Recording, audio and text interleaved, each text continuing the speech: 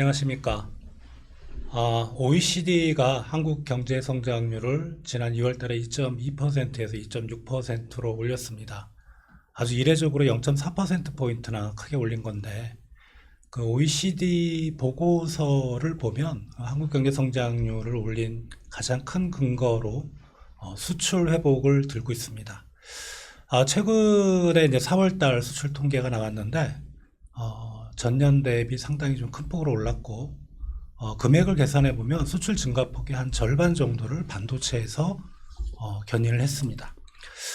좀 멀리 보면 꽤 오래된 얘기죠. 한 2, 3년 전부터 미국이 미국 중심의 공급망을 구축하고 있는데, 가장 큰 두 축이 하나는 환경 에너지 쪽이고 또 하나는 이제 반도체입니다.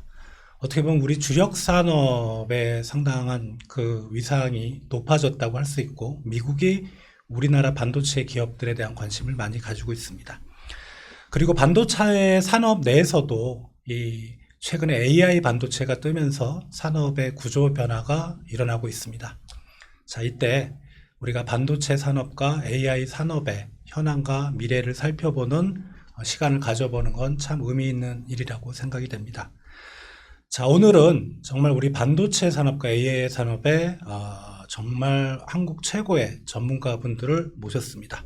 자, 먼저 제 오른쪽에 계신 분은 정상식 한국무역협회 동향분석실장님이십니다. 안녕하십니까? 안녕하십니까? 그리고 이제 왼편에 산업연구원 김양팽 위원님입니다. 안녕하십니까? 안녕하십니까? 자, 반도체를 이제 우리 얘기할 때 사실 뭐 뒤쪽에 뭐 저희가 주식시장 전문가는 아니지만 이 유튜브를 시청하시고 있는 구독자분들은 가장 큰 관심이 그것일 것 같아요. 삼성전자가 10만 전자 가냐. 결국은 이제 반도체 산업의 어떤 지금의 모습, 향후 전망이 이제 주가에 반영이 되는데, 최근 이제 SK 하이닉스 1분기 실적이 상당히 좋게 나왔고요. 삼성전자도 드디어 이제 D램 쪽도 좋게 나왔는데, 올해 반도체 기업에 대한 기대감이 상당히 좀 커지고 있습니다. 네. 그 기업들의 실적이 사실 뭐 이 독자분들하고는 상관없는데 말씀드렸다시피 네. 10만 전자 가느냐, 삼성전자가. 그렇죠. 네, 맞습니다. 그래서 이제 올해 한 해 반도체 전망을 어떻게 보시는지 김양평 박사님께서 좀 설명해 주십시오. 네, 반도체가 올해 1월부터 전년 동기 대비 이제 우리 수출 실적이 상당히 좋게 나오고 있는 상태입니다. 뭐 작년에 상반기에 워낙 반도체 수출 실적이 나빴기도 했지만 올해 반등하는 이러한 폭 자체가 워낙 크고 하다 보니까 지금 뭐 매월 지난 동기 대비, 동월 대비 약 40%에서 50% 가량 증가하고 있는 상태입니다. 이러한 움직임이 사실 올해 들어서 갑자기 바뀐 것이라기보다는 작년 연말 하반기부터 이제 조금씩 개선이 되기 시작했고요.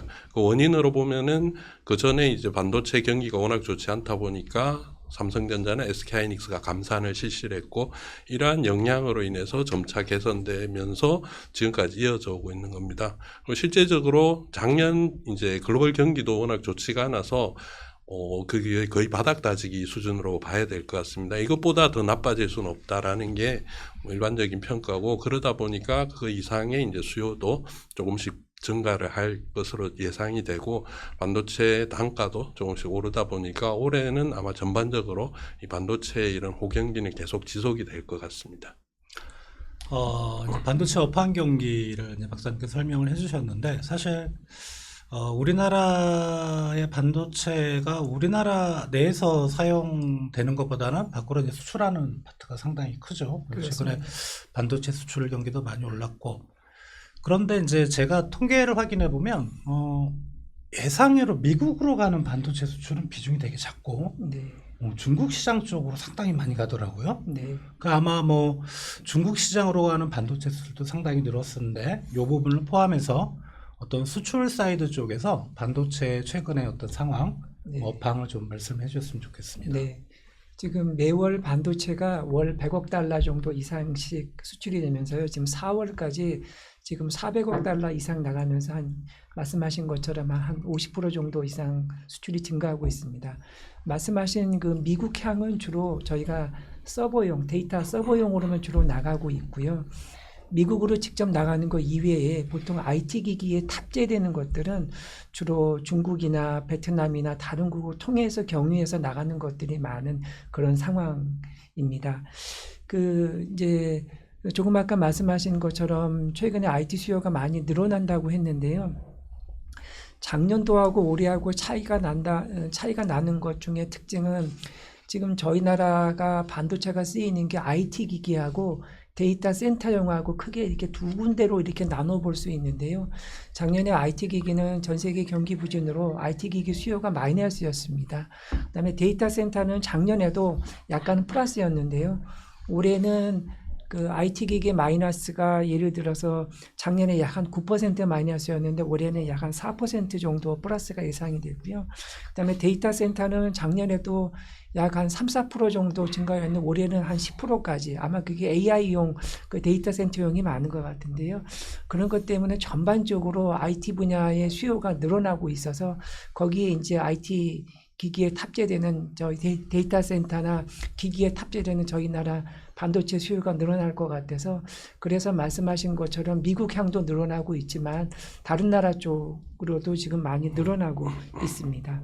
중국으로의 이제 반도체 수출이 많이 늘은 것 같은데 부가적인 말씀을 드리면 일부에서는 중국 경제가 지금 상황이 별로 안 좋다고 하거든요. 그러면은 중국으로 가는 반도체는 과연 그러니까 반도체 어떤 전방 산업들 IT 기기들이 중국 내에서 팔리는 그런 산업 경기가 좋은 건지 아니면 중국 내에서도 이게 이제 글로벌 IT 제조업체들이 많잖아요. 그죠? 그래서 그런 부분을 거쳐서 이게 세계 시장으로 나가는 건지 사실은 이제 독자들이 상당히 좀 의아해 하거든요. 그러니까 중국 쪽으로 반도체 수출이 많이 늘었다. 그럼 중국 경제가 좋은 건가? 최근에 중국 경제 얘기 들어보면 썩 좋지도 않고. 근데 그런 부분은 어떻게 생각을 하십니까? 정확히 통계적으로는 나와 있지 않은데 예를 들어서 미국 시장의 메모리 반도체 수입을 보면 한국이 1등이 아니고요. 중국과 대만이 저희 나라보다 훨씬 더 메모리 수출은 미국으로 많이 합니다. 그렇습니까? 예. 근데 그 이유를 보게 되면 미국은 반도체 자체를 수입하는 거는 데이터 센터용밖에 없어서 한국이 미국으로 보내는 건 주로 데이터 센터용으로 보내는 거고요. 미국은 반도체를 어떤 공정화 부분이 약하기 때문에 모듈화, 즉 메모리를 수입을 해서 어느 정도 모듈로 만들어서 보내는 거는 실은 중국하고 대만에서 많이 보냅니다. 그래서 미국이 수입하는 메모리 반도체는 한국이 중국과 대만보다 좀 많이 적고요. 그래서 말씀하시는 거를 좀 부가 설명을 드리자면 한국에서 중국으로 보낸 것들을 요즘에는 이제 중국 내수용이 많은데요. 이제 중국에서 휴대폰 많이 팔리지 않습니까? 거기 뭐 AP 칩이나 휴대폰에 들어가는 메모리 반도체도 많습니다. 이제 그런 것들은 한 일부는 당연히 중국에서 요즘 휴대폰 판매가 잘 되기 때문에 중국 브랜드, 화웨이나 샤오미나 그런 것들이 납품되는 것도 있고요. 나머지 것들은 거기에서 일정한 공정을 거쳐서 미국으로 보내는 물량이 꽤 많이 있습니다. 그래서 그 비율이 어느 정도인지는 모르겠는데 중국 내수가 좋지 않더라도 최근에 휴대폰 판매가 많이 늘어나고 있고요. 미국향으로 보내는 메모리 모듈 쪽이 많은 것들 그런 것들 때문에 한국에서의 어떤 반도체 수출이 특히 메모리 같은 것들이 미국으로 직접 보내는 것보다는 중국이나 홍콩을 경유해서 보내는 것들이 좀 적지 않다. 그렇게 말씀드리고 싶습니다. 그 부분 일부 부연 설명을 드려도 될까요? 예. 실제적으로 앞서 말씀하신 것처럼 우리 반도체 주요 수요처라는 게 IT 기기 그리고 데이터 센터 이렇게 크게 나눌 수 있지 않습니까? 물론 이제 IT 기기 속에는 스마트폰도 포함이 되는 부분이고요. 근데 지금 현재 전 세계의 전자기기의 5, 60%를 생산하는 국가가 바로 중국입니다. 예. 그러다 보니까 우리의 반도체가 중국으로 가서 그 전자기기 속에 포함이 돼서 이제 수출이 되는 거죠. 미국은 말씀하신 것처럼 이제 직접적으로 반도체를 수입해서 제조 공장에서 사용한다 그런 부분 거의 없다고 보셔야 되고 우리나라도 그게 마찬가지입니다. 참고로 이제 우리나라는 생산되는 반도체 90% 이상이 수출이 되고 있거든요. 예, 그런 상황에서 그럼 미국에서 데이터 센터는 어떻게 만들고 있냐 이 부분은 이제 보안 문제 그런 것 때문에 정부 사이트의 데이터 센터와 그리고 학교들이 요즘 데이터 센터들을 많이 구축하지 않습니까? 이제 그런 쪽에 들어가는 반도체가 대부분이기 때문에 그 이외에 전자기기에 들어가는 반도체는 대부분 중국에서 1차적으로 가공이 된다. 그렇게 보시면 될 것 같습니다. 그래서 마지막 최종 수요로 봤을 때는 미국이 전 세계 반도체 약 30%, 그리고 EU가 25%, 그리고 중국이 20에서 25% 세 개 큰 축으로 수요를 하고 있습니다. 예. 상당히 궁금했던 부분입니다. 그러니까 중국으로 반도체 수출이 늘었는데 최근에 중국 경제 안 좋다고 하는데 왜 이렇게 늘었지? 이게 이제 중국에서 반도체가 들어가서 거기에 일정 모듈이나 부품을 만든 게 다른 쪽으로 그렇죠. 세계 중국에서 수출이 되는 그런 효과가 있었던 것 같습니다. 자, 이제 반도체 산업의 또 다른 이제 뜨거운 이슈라고 할 수 있죠. HBM. 우리가 이제 언론을 통해서 많이 소개를 이제 알려주긴 했는데 도대체 HBM이 뭡니까?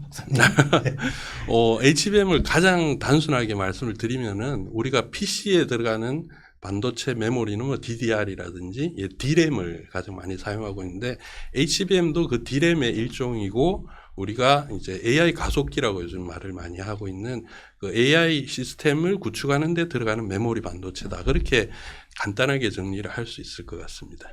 기존의 그 메모리 반도체와 HBM의 근본적인 차이는 뭘까요? 일단 메모리 반도체 특성상 데이터를 저장하는 부분은 똑같고요. 그런데 이제 DRAM 같은 경우는 지금까지 단층으로 미세 공정만 진행이 됐었는데 그걸 적층으로 쌓아서 더 이제 그 데이터를 처리할 수 있는 이런 범위를 넓혔다. 그래서 이제 그 밴드와이드 그 폭이 넓어졌다라는 이름도 붙어 있는데 그런 식으로 D램과 기본적인 이제 사용하는 기능은 똑같지만 빠르고 더 많은 데이터를 처리를 할 수 있다라고 보시면 될 것 같습니다. 그러니까 1층 단독 도책을 2, 3층으로 이렇게 그렇죠. 높인 거군요. 네네. 더 많은 사람이 살 수 있는 그런 반도체군요. 네, 맞습니다. 자, 그러면 이제 HBM이 사실은 이제 우리 반도체 기업들한테 상당히 좀 기회가 되고 있습니다. 이게 이런 수요가 계속 될까요? 일단 HBM은 AI 반도체하고 연결이 되는 걸로 저는 그렇습니다. 알고 있는데, 그런 쪽에서의 어떤 우리 HBM의 생산이나 수출 우리 관련된 네. 기업들 과연 어느 정도로 이게 기회가 될 수 있는지 네. 한번 개인적으로 한번 생각을 네. 좀 말씀해 주십시오. 지금 이제 HBM은 최근에 SK 하이닉스가 엔비디아에 납품을 하면서 많이 좀 알려졌는데요. 지금 HBM이 일반 DRAM보다 가격 면에서는 최소 6배, 많으면 8배, 10배 정도라는 이야기가 있습니다. 그래서 일단 가격 자체가 매우 좋고요. 지금 저희가 2016년에 처음 개발을 했는데 지금 SK 하이닉스와 삼성전자가 개발하고 있는 것은 지금 이제 5세대까지 지금 나와 있는 그런 상황입니다. 지금 전체 DRAM에서 HBM이 차지하고 있는 그 비중을 보면 작년에는 대략 한 8% 정도까지 됐었는데요. 올해는 그 트랜스포스 자료에 따르면 올해 전체 DRAM 시장에서 HBM이 차지하는 게 대략 20%가 좀 넘는 걸로 그렇게 되어 있습니다. 그래서 금액별로는 전체 DRAM 시장이 한 800억 달러 정도 되는데요. 그중에 약 한 170억에서 180억 달러 정도가 이 HBM 시장이 될 것으로 보고요. 그 시장에서 올해 마이크론이 직접 양산해서 납품하겠다고 하는데 그럼에도 불구하고 삼성과 SK 하이닉스가 전체 시장에서 차지하는 비중은 최대 한 95%, 미니멈 한 90%는 되지 않을까 그렇게 생각을 합니다. 그래서 이 HBM이 DRAM에서 차지하는 비중도 높아지고 단가도 높고 한국 그 두 개사가 그 차지하는 비중도 매우 높기 때문에 그것이 한국 어떤 수출의 어떤 고부가 가치, 수출 금액 증가에 크게 기여하고 있습니다. 지금 알려진 바로는 엔비디아, 그러니까 AI 반도체가 있으면 거기에 HBM이 따라 들어가야 되고 그 HBM을 지금 엔비디아에 독점적으로 거기 SK 하이닉스가 납품하고 있다고 하고 그런데 삼성전자도 이제 좀 있으면 또 양산을 5세대 양산을 한다고 하는데 두 회사가 공시가 틀려요. 보면 삼성전자는 자기네들이 많이 하고 있다. 엔비디아에. 네. 그리고 SK 하이닉스는 아니다. 자기들이 내년 물량까지 완판됐다. 이게 어느 쪽 얘기가 맞는 겁니까? 글쎄요. 실제적으로 삼성전자가 이제 엔비디아에 납품을 했다라기보다 납품 계획으로 말씀하신 게 내년도에 물량을 이제 자기들 얼마 할 것이다. 아마 그 부분이 될 텐데요. 지금 조금 전에 말씀하신 것처럼 그 HBM의 시장 자체가 계속 커지고 있습니다. 커지고 있는 상태이기 때문에 그 이제 납품하는 비중 자체가 변한다기보다는 절대적인 물량이 늘어나게 되면은 지금 예를 들어서 10을 납품하고 있는 게 총량일 때 내년에 20을 납품하게 이제 그만큼 수요가 늘어나지 않습니까? 그러면 각각 10씩 납품을 해도 자기들이 현재 납품할 수 있는 그런 공급 능력은 다 납품했다고 말을 할 수 있는 거죠. 그런 부분에서 이제 HBM 시장이 커지면서 거기에 각각 이 납품 수요가 늘어났다라고 보는 게 옳지 않을까 그렇게 보여집니다. 네. 그리고 일각에서 이제 박사님 이런 얘기를 하더라고요. 이제 SK 하이닉스, 삼성전자, 그다음에 마이크론, 네. HBM 쪽으로 다 들어오고 있거든요. 네네. 그리고 뭐 이 각 세 군데 기업들의 이렇게 최근의 모습을 보면 HBM 쪽으로 투자를 엄청 확대하겠다. 이건 나중에 과잉 공급되는 건 아닙니까? 그런 질문들이 그렇죠. 이제 그 부분에 있어서 뭐 메모리 반도체 특성상 예전부터 먼저 만들어서 시장을 선점을 하고 그리고 치열한 치킨 게임이 벌어지는 그런 구조가 사실 많이 있었습니다. 그리고 지금 HBM 같은 경우는 그 와중에도 생산 가능한 기업이 지금 말씀하신 그 세 군데밖에 없거든요. 그렇기 때문에 이 세 군데 기업 간에 뭐 치열한 경쟁은 어쩔 수 없는데 앞서 말씀드린 것처럼 이 시장 자체가 워낙 지금 커지고 있거든요. 이렇게 커지고 있는 상황에서는 지금 투자 가지고 과잉 공급이라고 얘기를 할 수 없다고 보여집니다. 왜냐하면 지금 AI 가속기를 만드는 게 지금은 엔비디아가 시장의 90%를 차지하고 절대적인 강자로 보이지만은 구글이라든지 마이크로소프트 그리고 우리나라도 네이버도 하고 있지 않습니까? 삼성전자도 물론 하고 있고 당일 또 오픈 AI라든지 이런 다양한 많은 큰 기업들이 지금 AI 가속기를 개발하고 있고 HBM이란 자체가 지금 그 가속기에는 필수적으로 사용되는 메모리 반도체이기 때문에 그 수요는 계속 늘어나지 줄어들 이유가 없고요. 그런 상황을 봤을 때 물론 이제 뭐 경쟁을 하고 많이 만드는 건 맞지만 그만한 수요도 계속 따라올 것으로 그렇게 보여집니다. 네, HBM 얘기는 이 정도로 하고요. 지금 좀 이제 약간 멀리 보는 좀 중장기적인 이슈를 말씀을 드리면 천조국이라고 하죠, 미국. 예, 돈을 엄청 풀고 있습니다. 어디에 푸냐면 반도체 기업 그리고 자국 기업을 포함해서 반도체 기업은 다 해당이 됩니다. 자, 실장님, 옛날이 아니죠. 한 2, 3년 전에는 이제 뭐 바이 인 아메리카, 미국 제품을 사라. 네. 그랬더니 요새는 메이드 인 USA, 미국 내에서 생산해라. 이게 이제 반도체 산업에 전형적으로 최근에 이제 이슈가 되는 부분인데, 즉 미국 시장에 들어오려면 미국에 공장을 짓고 거기서 생산을 하라는 건데, 그렇게 하면 이제 아무도 안 들어오죠. 들어온 외국 기업들에게 미국 정부가 막대한 보조금을 풀고 있습니다. 물론 뭐 자국 기업 인텔을 비롯해서 우리 삼성전자, 하이닉스, TSMC 다 주고 있는데, 자, 이거가 정말 그 미국의 입장에서는 정말 이렇게 막대한 돈을 풀면서 반도체 기업들을 미국 내에 유치할 만한 가치가 있는 건지, 최근에 뭐 미국의 디리스킹, 뭐 중국과 좀 차별되는 자국만의 공급망 계획, 그런 거의 연장선으로 보이긴 하는데, 이게 미국이 의도하는 바는 뭐고, 그게 과연 반도체 산업에 어떠한 영향을 미칠지 좀 말씀을 해주십시오. 아시겠지만 지금 미국은 반도체가 국가 안보와 직결되는 그런 문제라고 생각을 하고 있고요. 아까 우리 김 박사님께서 말씀하신 것처럼 전 세계 반도체 수요 중에 미국이 차지하는 비중이 적게는 한 25%, 많게는 한 30% 정도 되는데, 미국에서 공급되는 것들은 지금 통계에 의하면 약 한 13% 정도 내외에 불과한 실정입니다. 그래서 미국은 동아시아에 지금 집중되고 있는 반도체 공급망이 자국에 되게 위험이 된다고 생각을 해서, 단기적으로는 어떤 미국 내에서의 어떤 생산 역량 강화가 매우 안보적으로 필요하다. 그 다음에 그 장기적으로는 반도체 제조 능력을 통해서 미국의 어떤 국가 우위를 지속해 나가야 되겠다는 그런 생각이 매우 강한 것 같습니다. 그래서 지금 말씀하신 것처럼 반도체 과학법을 통해서 약간 390억 달러, 그 다음에 뭐 세액공제 이런 것들을 해서 지금 전 세계 지금 TSMC나 삼성전자 같은 그런 기업들에게 보조금을 주면서 지금 데려오고 있는데요. 이제 거기에서 지금 기업들이 일단 미국 중심의 그 공급망에 들어갈 수밖에 없는 이유는 장기적으로 볼 때 국내 반도체 기업들은 첨단 반도체는 미국 중심의 어떤 공급망이 지금 불가피할 것으로 보고요. 그다음에 범용 반도체는 어차피 중국이 범용 반도체 공급 능력과 제조 생산 능력을 많이 갖추려고 노력하기 때문에 세계 공급망이 첨단과 범용으로 나누어진다고 생각을 하는 것 같습니다. 그래서 미국 공급망에 참여하지 않으면 첨단 반도체 개발이나 그런 생산이나 판매에 있어서 불이익은 아니더라도 배제될 수 있는 그런 리스크를 배제하기 위해서 미국으로 지금 생산 공장을 지금 들어가고 있는데요.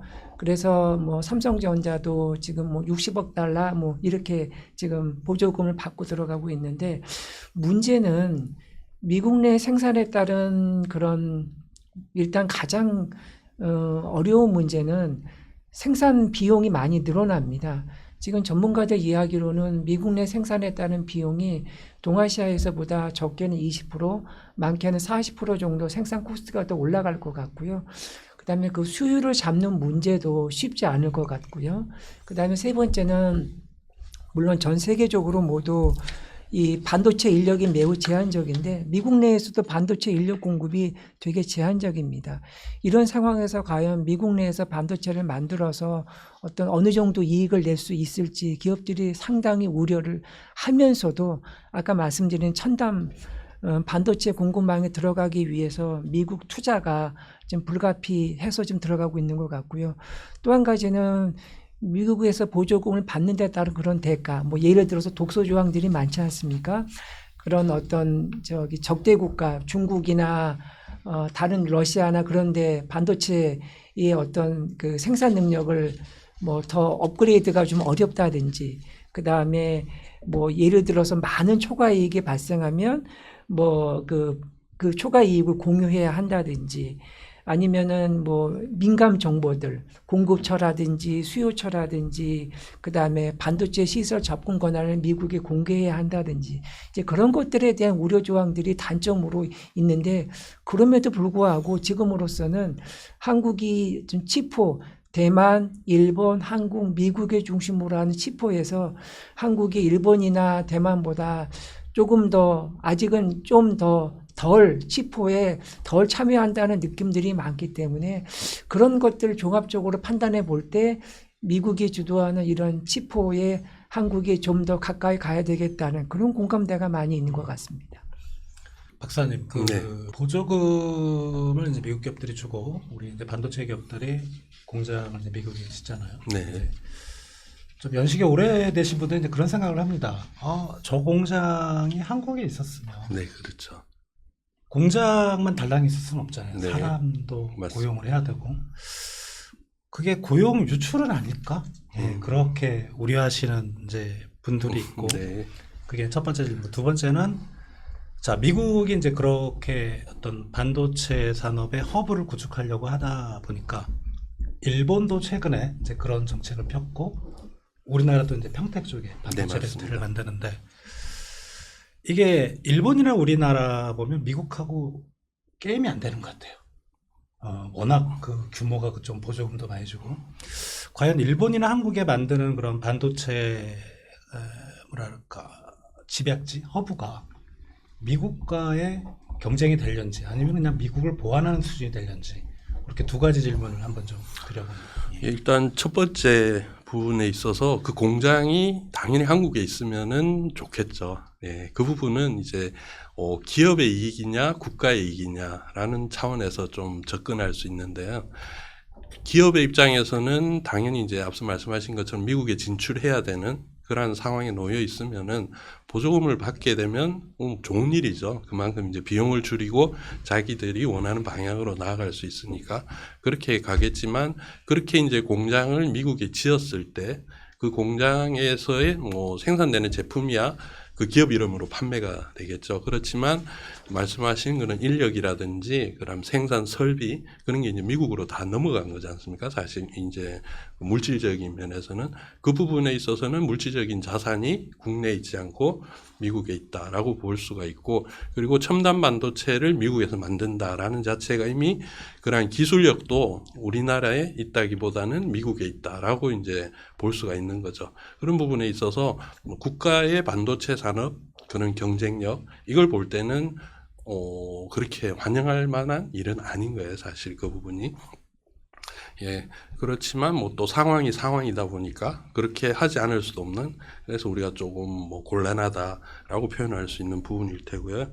그리고 두 번째, 이제 미국과 일본의 지금 반도체 전략과 우리의 전략을 조금 고민을 해봐야 되는데, 미국이 저렇게 반도체 공장을 짓게 된 원인, 그게 무엇인가 봤을 때 원래 반도체는 미국에서 개발이 됐지 않습니까? 그리고 미국에서 개발이 되고 미국이 세계 시장을 제패를 하다가 일본으로 잠시 넘어갔었고요. 그리고 나서 이제 우리나라로 넘어왔는데 그 사이에 품목 변화도 분명히 있었습니다. 그러니까 미국에서 이제 처음 반도체가 만들어지고 세계 시장 점령을 할 때 당연히 이제 그때 메모리 반도체 위주였고요. 그 메모리 반도체를 일본에게 빼앗기면서 미국은 시스템 반도체 쪽을 개발을 하게 되고, 이제 지금도 팹리스라든지 그 부분이 강점을 가지고 있죠. 근데 이제 일본의 메모리 반도체가 우리나라로 넘어오게 된 거죠. 여기서 제가 이제 시스템 반도체랑 메모리 반도체를 구분해서 말씀드린 이유가, 지금 일본에 그리고 미국에, 이제 미국이 먼저죠. 미국에 짓고 있는 공장이 대부분 파운드리예요. 메모리 반도체 물론 마이크론이 투자를 확대를 한다고 하고 있지만, 뭐 인텔도 메모리 반도체는 포기를 하고 지금 파운드리로 전향을 했지 않습니까? 그렇게 해서 TSMC나 삼성전자 그리고 인텔에 막대한 보조금을 주고 있는데, 이 세 군데가 다 파운드리 공장이라는 거죠. 그러면 파운드리에서는 시스템 반도체를 만들게 됩니다.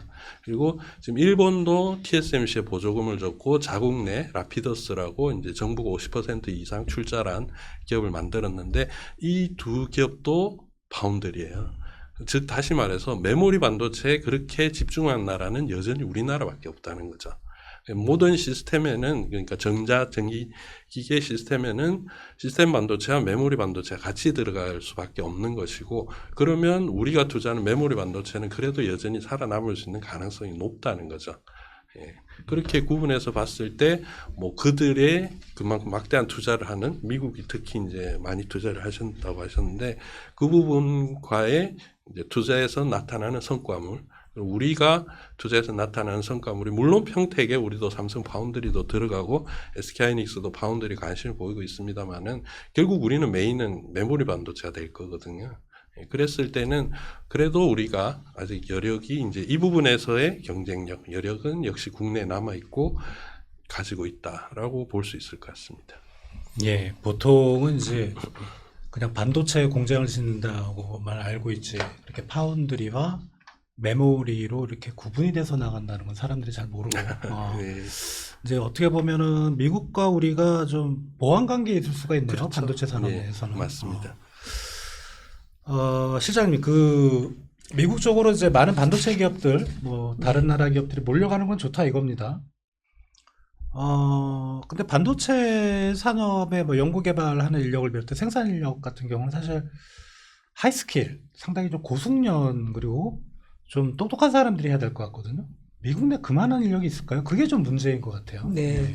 지금 조사에 따르면 만약에 지금같이 미국이 그 해외에서 반도체 기업을 유입을 시켰을 경우에 필요한 인력이 한 45만 명 정도 필요한 것 같은데요. 미국도 나름 반도체 인력이 제법 됩니다. 지금 한 35만 명 정도 돼서요. 앞으로 향후 더 인재를 육성한다고 해도 지금 미국 내에서 부족한 인력이 한 6만 명에서 7만 명 정도 부족할 것으로 생각을 합니다. 여기에는 뭐 이렇게 생산 공정에 투입되는 뭐 그렇게 뭐 고급 엔지니어가 아닌 인력과요, 그 다음에 석박사 이상의 고급 엔지니어까지 포함돼서 지금 미국에서 부족한 인력이 6, 7만 명 정도에 달할 것으로 그렇게 예상이 되고 있는데요. 앞으로 지금 한국이 지금 미국으로 만약에 공장을 지었을 때 지금 한국에서 미국으로 보내는 인력도 제법 될 것 같고요. 왜냐하면 처음에는 수율을 잡고 공장을 짓고 세팅하는 과정에 아주 많은 인력과 많은 시간이 필요하게 됩니다. 그래서 그럴 경우에는 오히려 한국에도 인력이 더 모자랄 수 있다는 그런 이야기도 나올 수 있을 정도로 지금 반도체 인력 문제는 미국 내에서도 심각하지만 그다음에 한국에서도 더 심각해질 것 같고요. 특히 미국은 지금 이제 아무래도 급여 수준이 높다 보니까요. 미국 내에서 어떤 고용을 했을 경우에 기업이 아무리 보조금을 받아도 생산 코스트나 그런 면에서 뭐 많이 불리하다는 그런 의견들도 적지 않습니다. 그런 부분 같이 고려해야 되지 않을까 싶습니다. 네. 자, 이제 우리 반도체 산업은 상당히 잘 나가고 있는 산업이라고 생각하는데 한 가지 좀 우려되는 바가 크죠. 중국의 추격. 네, 맞습니다. 이게 뭐 사실 반도체 산업에만 해당되는 건 아닌데, 네. 근데 우리 어떤 가장 그 하이테크 산업이라고 할까요? 반도체 산업이 그렇거든요. 뭐 예를 들어 뭐 철강이나 유화는 뭐 중국산 제품들이 어느 정도 따라올 수 있는데, 근데 반도체는 그게 이제 나노라 그러죠. 그러니까 나노 네. 작을수록 이제 더 세밀하고, 그러니까 예를 들어 뭐 그런 얘기를 100나노에서 50나노 가는 건 금방 따라올 수 있고 50나노에서 10나노 가는 건 금방 따라올 수 있는데 이 10나노에서 뭐 9나노, 8나노 지금 아마 뭐 3, 4나노 정도가 네. 양산이 되고 네. 뭐 1, 2나노에 대한 기술이 이제 개발이 되고 있다고 하는데 선진 기업들은 이 나노가 어느 정도냐면 제가 알기로는 이제 그 코로나 바이러스 그 사진 보면 왜 둥그렇고 왜 뻘겋게 막 이 직경이 120나노인가 140나노. 네. 그러니까 이거를 점점 좀 좁혀가는 거는 한계가 있다 그래요. 그렇죠. 네. 그러면 결국 중국이 언젠가는 우리를 쫓아오지 않을까? 빨리빨리 오면서 네네. 그게 상당히 좀 우려가 됩니다. 네. 과연 중국 기업들이 그냥 다이렉트로 질문을 드리면 중국 기업들이 한국 기업을 반도체 쪽에서 언젠간 넘을 건가요? 그걸 말씀을 언젠가라고 그렇게 기간을 한정을 두지 않는다면은 당연히 추격 당하겠죠. 예, 그건 뭐 추격 당할 수밖에 없는 부분이 있는데 왜 그러냐면은 반도체를 어떻게 만드느냐 이제 제조 공정을 봐야 되고 우리가 최근에 반도체 제조 장비 업체 중에서 네덜란드 ASML이라는 그 기업을 많이들 들어보셨을 겁니다. 그 ASML이 만드는 장비가 노광 장비라는 건데 노광 장비를 아주 간단하게 얘기를 하면은 사진을 옛날에 현상을 할 때 필름의 위에 조사 장치가 있었지 않습니까? 거기에 이제 위에서 빛을 비춰주는 그러한 장비인데 그 빛의 섬세도에 따라서 얼마나 선명하게 사진이 나오느냐 이걸 결정을 하는 거죠. 그래 앞서 말씀하신 나노 단위를 결정하는 그 선폭을 잘 비춰줄 수 있는 장비를 바로 이제 네덜란드의 그 ASML이라는 기업에서 만드는 거고요.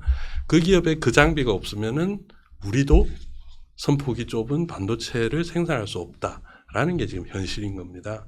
그렇기 때문에 뭐 만약에 지금 중국에서 그 장비를 도입을 할 수 있게 된다라면은 물론 그 약간의 그 품질의 차이는 있겠지만 금방 우리나라를 따라잡을 수 있다라고 말씀을 드릴 수 있습니다. 그 산업에 계신 분들은 이제 그런 얘기를 하더라고요. 1나노, 2나노는 중국도 만들 수 있다. 어떻게 하면. 근데 문제는 이제 수율, 불량률이라 그러더라고요. 그러니까 중국 기업들이 그 불량률을 맞춰야 이제 돈이 남는 건데 그거를 맞추기는 상당히 어렵고 그러면 이제 결국은 이제 뭐 중국 기업이나 우리 기업이나 사실 자국 수요보다는 세계 시장에 대한 이제 수출이 중요하잖아요. 중국 반도체 기업들이 저도 잘 모르는 데이터라 계속 데이터를 찾아보곤 있는데 바깥으로 수출을 많이 하나요? 뭐 그런 거를 좀 뭐 데이터를 통해서 확인하신 게 있나요? 일단 이게 특허 문제도 있고요. 그 다음에 중국산 제품에 대한 그런 거부 반응이나 각국 정부의 어떤 제재 비슷한 것 때문에 범용 반도체는 수출이 좀 되는 것 같고요. 그 다음에 첨단 반도체의 경우에는 수출이 그렇게 많지 않은 것 같습니다. 아까 말씀하신 중국과의 어떤 격차나 그런 것들을 보면 HBM 같은 경우에는 중국이 2026년, 27년까지 HBM 2세대 거를 만들겠다고 하고 있는데 한국이 지금 5세대 정도를 지금 만들고 있으니까 HBM에서는 대략 한 10년 가까이 정도 저희가 2016년에 처음 개발을 했으니까요.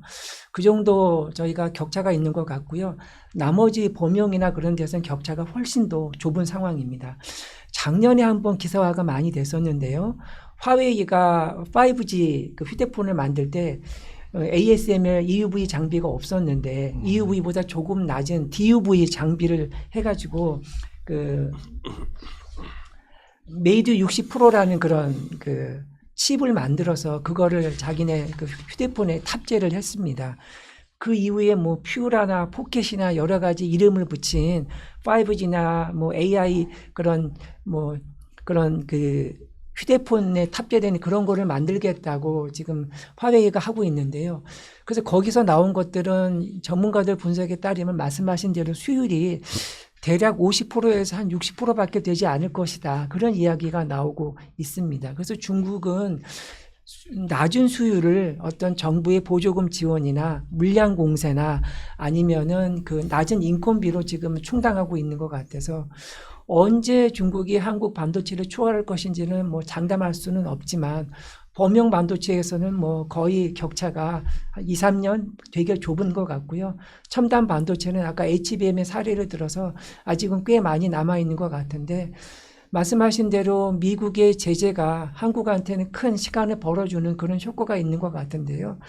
지금의 시진핑 정부는 이 반도체 이 굴기를 통해서 지금 미국의 제재를 이겨나가겠다는 그런 집념이 매우 강하기 때문에 앞으로 어느 정도 선까지 저희가 그 격차를 유지할 수 있을지는 뭐 저희도 매우 주의 깊게 봐야 되지만 각국 정부가 대단히 노력을 많이 해야 그 시간을 좀 덜 좁힐 수 있지 않을까 그런 생각을 갖고 있습니다. 네, 사실 이제 지금 나눈 이제 말씀들에 관한 주제가 저는 개인적으로 제일 궁금했고요. 중국이 과연 언제 쫓아올 수 있을까? 왜냐하면 지금 뭐 철강, 석유화학, 조선업 중국이 많이 쫓아왔고, 뭐 전기차는 사실 전기차를 비해서 자동차는 우리가 중국 시장에서 지금 명함도 못 내밀고 있어서 스마트폰은 이미 중국 시장을 철수를 했고 상당히 좀 우려가 됩니다. 그러니까 우리 반도체 산업도 보면 일본이 가지고 있던 메모리 반도체, 뭐 그때 뭐 삼성전자의 그 뭐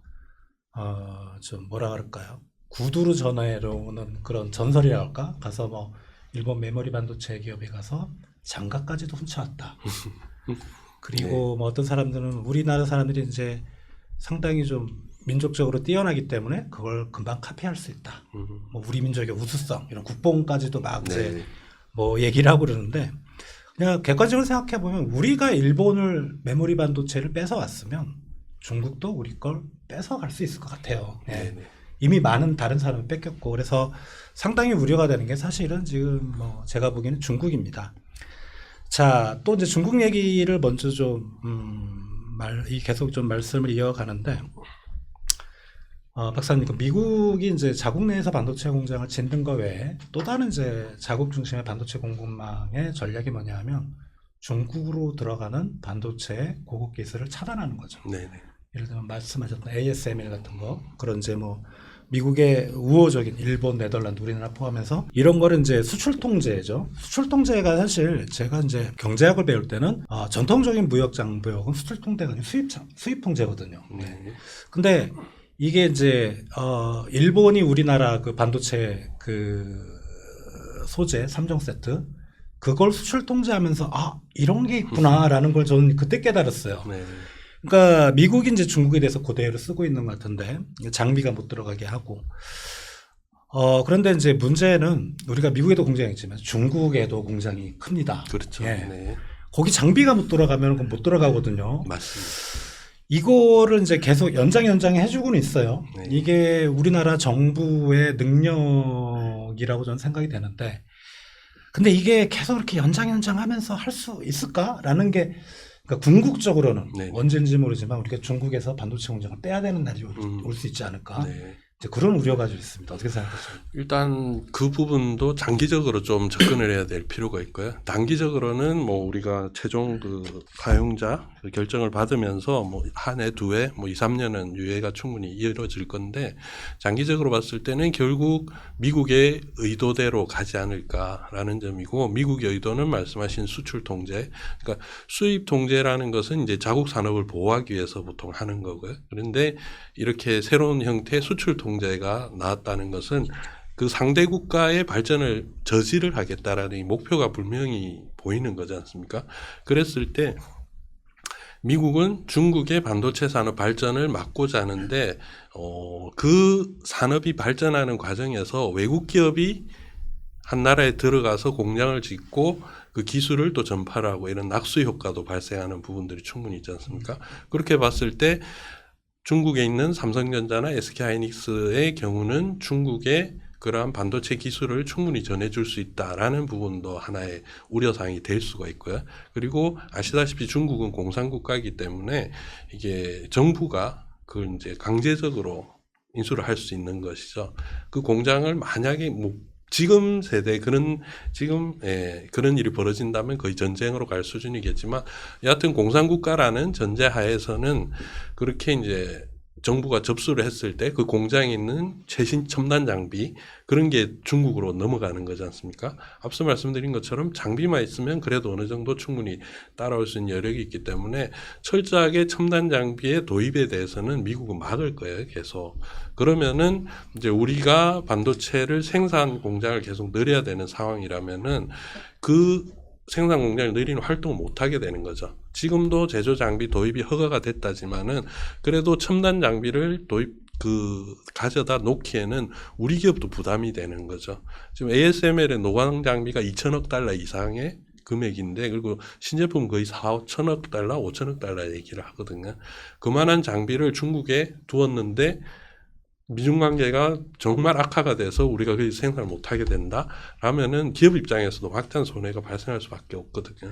그럼 결국 기업 입장에서도 그런 부분을 조절하려면은 최신 첨단 장비는 중국에 두지 못하게 되고 그러면은 지금 만들고 있는 수준에서 더 이상 중국에서는 발전하기 힘들다라고 보실 수 있을 것 같습니다.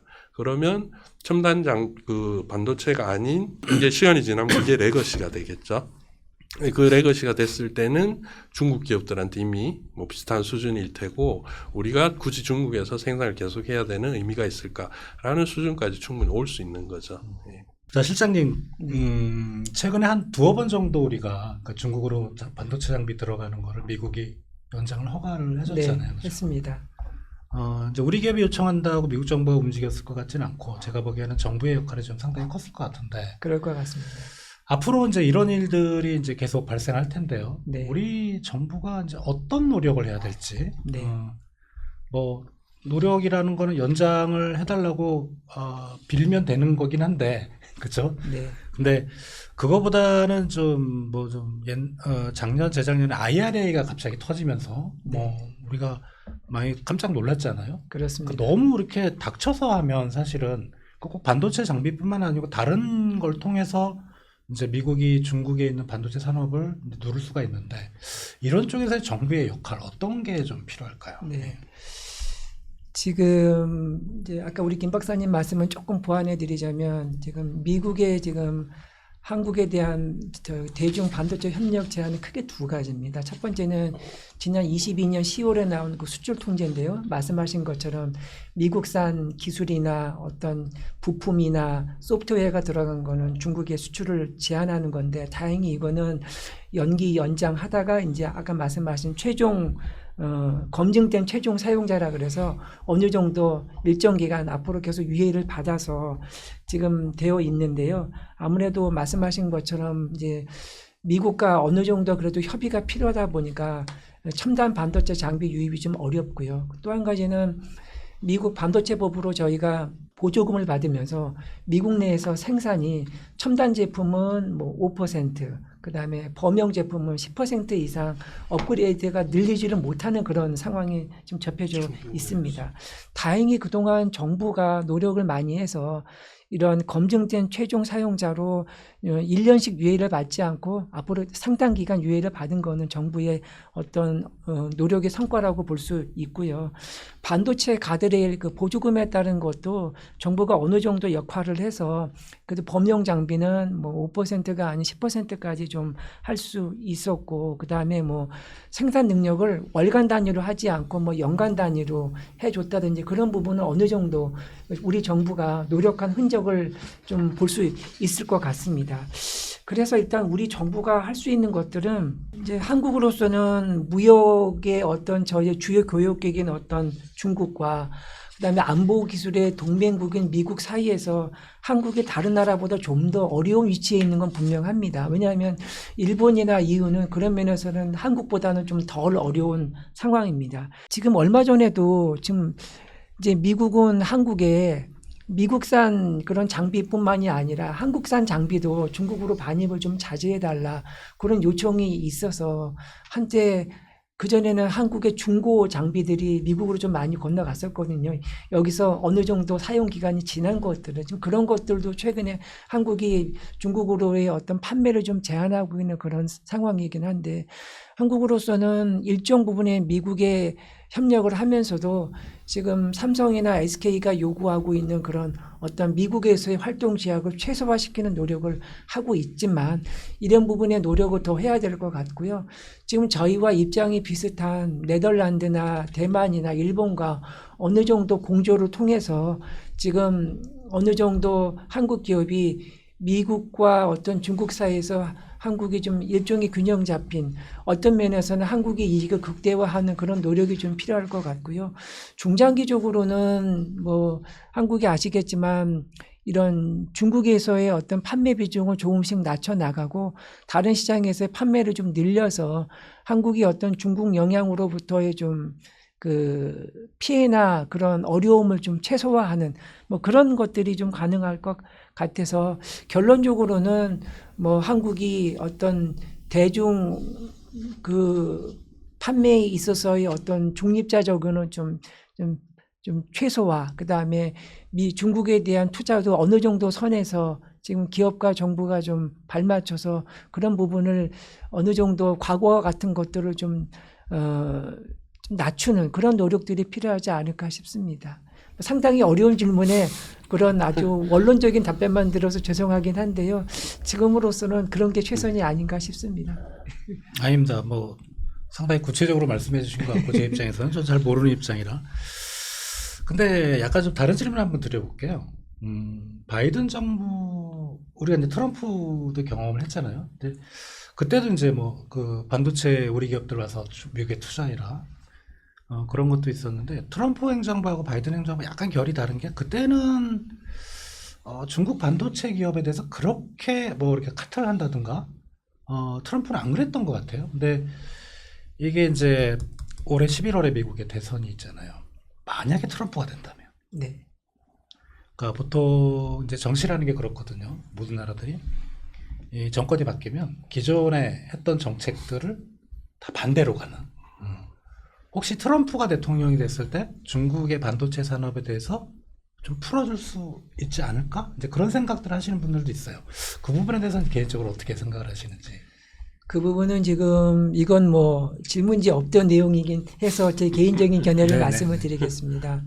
트럼프가 지금 대통령이 되었을 때 대중 정책과 관련해서 지금 중국에서는 오히려 트럼프가 되기를 바라고 있거든요. 중국과 러시아는. 그 이유는 트럼프가 원하는 것을 들어주었을 때는 중국에 대한 어떤 포위 작전 그런 것들이 별로 없다. 그래서 중국의 활동 영역이 넓어질 수 있다. 그래서 차라리 트럼프가 원하는 것만 딜을 해주면 중국이나 러시아는 오히려 활동 반경이 더 넓어질 수 있다. 왜냐하면 바이든은 가치 동맹이라는 이유로 동맹국을 섭외해서 포위 작전을 벌이고 있거든요. 그런 면에서는 중국이 트럼프의 당선을 더 바라고 있을 것 같은데요. 지금 트럼프가 중국에 대해서 내세우고 있는 정책은 지금 뭐 관세, 그 다음에 우회 수출을 뭐 예를 들어서 멕시코를 통해서 들어오는 중국산 제품에 대해서 뭐 관세를 뭐 60%니 100%를 부과하겠다.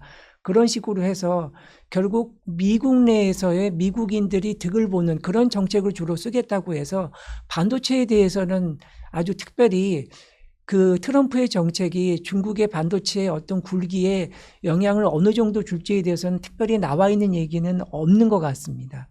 네, 저도 이 트럼프의 반도체 산업에 관한 정책은 좀 찾아보기는 어려웠고, 네. 그러니까 말씀하신 트럼프가 원하는 건 그거죠. 무역 적자. 네.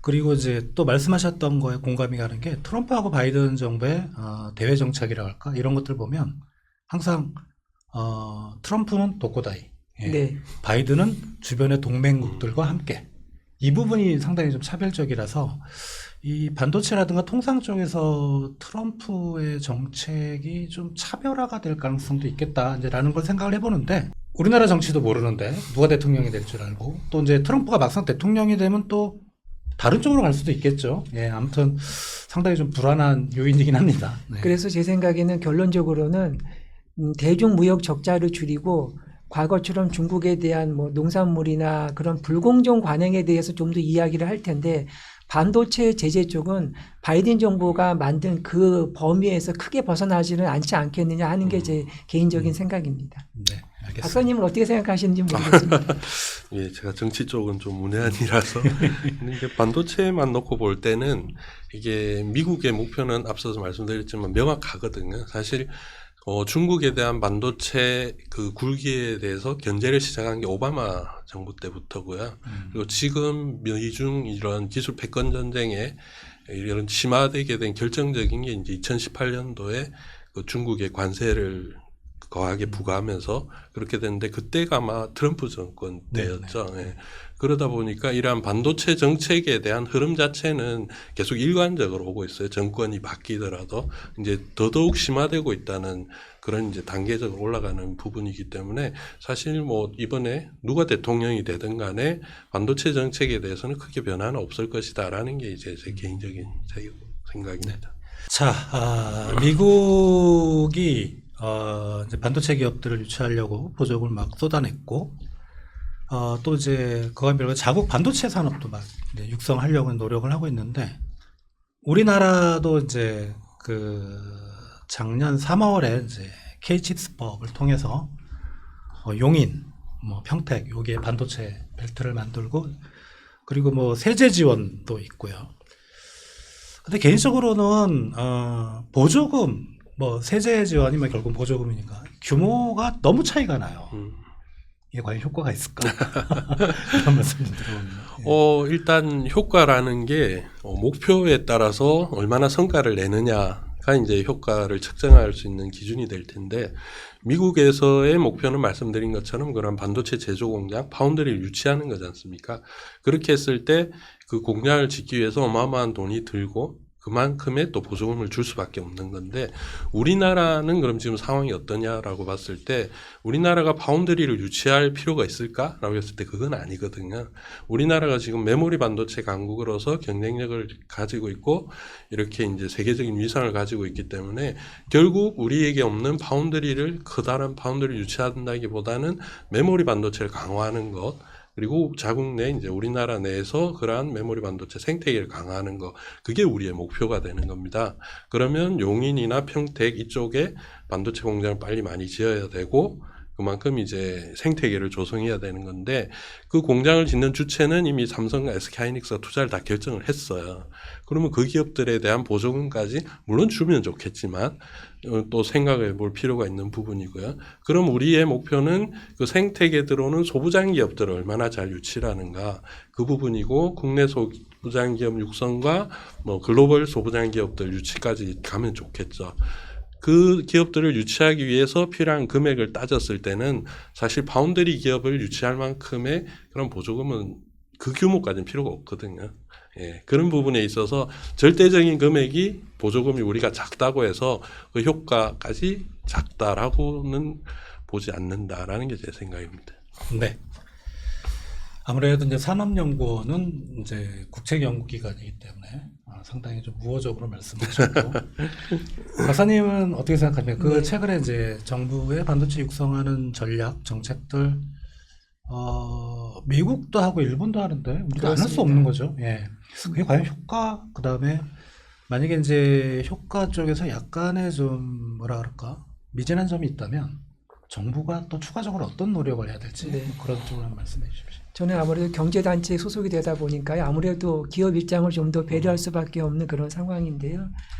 이제 다른 나라의 예를 보면 보통 반도체 초기 투자 비용, 특히 시설 투자의 약 한 40%에서 한 50% 정도까지는 보조금을 주고 있습니다. 특히 일본 같은 경우에는 이번에 TSMC가 그 공장을 짓는 거 보니까 대단히 빠른 기간 안에 지었더라고요. 뭐 1년 10개월 걸렸다는 이야기도 있는데요.